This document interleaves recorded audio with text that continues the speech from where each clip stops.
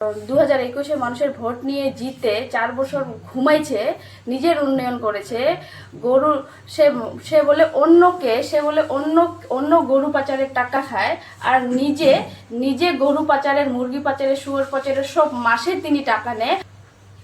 চেংমারিতে simplex company থেকে ওখানে বর্ষাতে সেখানে সাধারণ লোক বর্ষাতে কি অবস্থা হয়। আর উনি ওখানকার লোকের ভোট নিয়ে সেই সিমপ্লেক্স কোম্পানি থেকে ওরা জড়িত হয়ে সেই কোম্পানি থেকে ওভারলোডিং যে ডাম্পার যায় 12 সেই 12 একটা ডাম্পার প্রতি ও টাকা নেয়।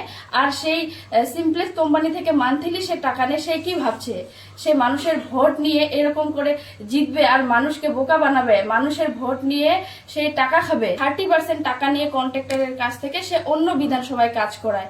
মানুষ কি বুঝে না এসব?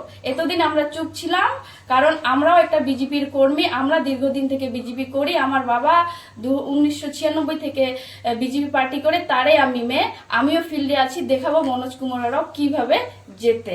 ভোট নিয়ে, রাজবংশীর ভোট নিয়ে, আদিবাসীর ভোট নিয়ে, গোর্খার ভোট নিয়ে এমএলএ হয়েছেন, আর পিঠ পিছনে তাদেরই বদনাম করে সে মনোজ কুমার রাওকে কুমারগ্রাম বিধানসভার লোক চিনে গেছে। 2023-এ পুরনো কর্মীদের টিকিট কাটানোর মাস্টার এ, কাউন্টিং এজেন্টদের ভাগানোর মাস্টার হচ্ছে এ, মনোজ কুমার রাও। তো এই মনোজ কুমার রাওকে আমরা দেখে নিব এই ফিল্ডে। আপনারা আমাকে সাপোর্ট করুন, আমিও ফিল্ডে আছি। মনোজ কুমার রাওকে কিভাবে হারাইতে হয় সেটা আমি দেখে নিব, আপনারা শুধু আমাকে সহযোগিতা করবেন।